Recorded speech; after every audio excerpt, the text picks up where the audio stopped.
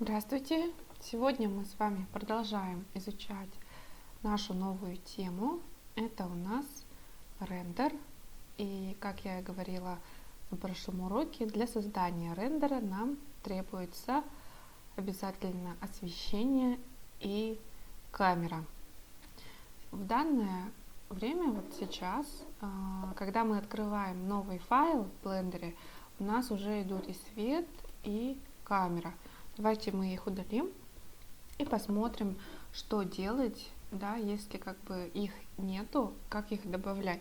Давайте сначала, прежде чем займемся камерой освещением, сделаем небольшой пресет сцены, то есть мы поставим объекты так, как нам нужно для рендера.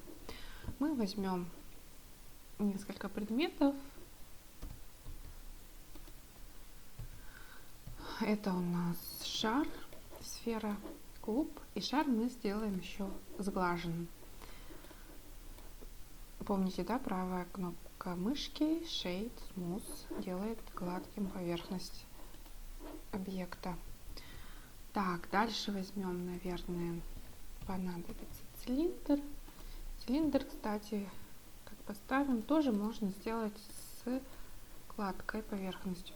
Она немножко искажает цвет, давайте обратно поставим так, пока не будем эту тему затрагивать.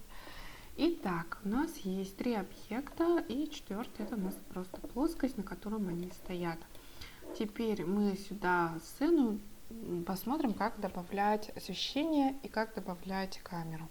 Все просто, то есть также используем горячую клавишу Shift и добавляем здесь в открывшемся меню уже не Mesh, как обычно мы делаем, а Light, да, вот виды света, про которые я рассказывала на прошлом уроке. Давайте начнем с простого, возьмем только лампочки. Поставим сразу на сцене две лампочки, пусть они будут так, и поставим с вами камеру. Вот Shift, тут камера, только одна камера у нас, и мы поставим ее вот так. Ставим нолик, смотрим. Видите, у нас камера, она не захватывает весь объект, поэтому в меню N вызываем меню View. Lock камеру to View обязательно делаем, чтобы она привязывалась к той камере, которую мы сейчас с вами используем. И давайте поставим камеру вот так. Галочку обязательно убираем и смотрим, что у нас получилось. Кроме того, давайте мы еще с вами... Ну ладно, так оставим. Вот сейчас на самом деле мы подготовились к нашему рендеру. У нас есть камера, у нас есть свет. Давайте сначала посмотрим, как все это выглядеть будет в рендере.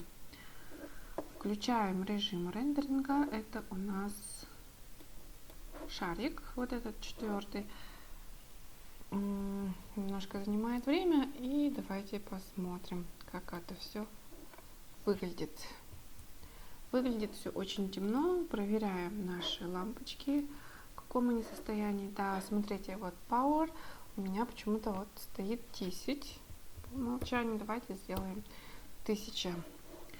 И видите, да, у нас освещение идет сверху объектов, тени падают к нам, да, в сторону камеры.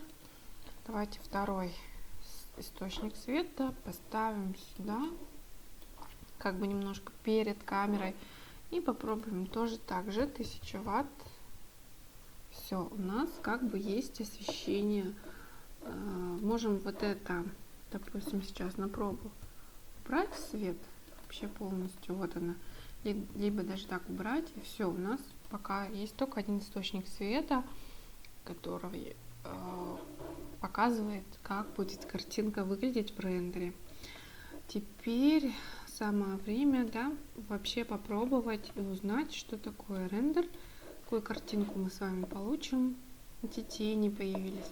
Мы заходим в меню рендер и делаем рендер image. Нажимаем или F12.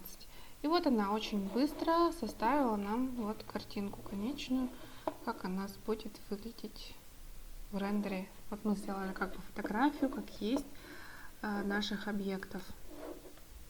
Все, на самом деле, как бы вот так вот быстро делается рендер, пока что в таком виде. Конечно, есть большое количество настроек, как это все происходит. А теперь давайте мы поговорим с вами про материалы. Сейчас материалы делаются очень как бы реалистично, очень просто. Давайте мы выделим объект, который собираемся использовать материал. То есть это очень большая новая тема начинается сразу же. Это материалы. В 3D объекты, которые особенно имитируют настоящий мир, они, как и во всем в реальном мире, должны иметь некую структуру поверхности. Они могут быть гладкими, они могут быть в виде дерева, да, текстуры применяется и так далее. То есть мы всегда имитируем в 3D что-то из реальной жизни. Давайте мы возьмем вот этот шар и вот во вкладочке с изображением кружочка шахматного, не путайте вот с этим, да, кружочек должен быть, создаем новый материал, new material. И вот он появился, наш новый материал. Мы его называем, например, red. На английском назовем покороче. И вот у нас здесь большое количество разных настроек. Мы какие-то часть из них уже посмотрим. Сейчас мы сделаем только цвет. Base color нас интересует. Мы выбираем красный цвет. Все, у нас как бы появился первый материал объекта.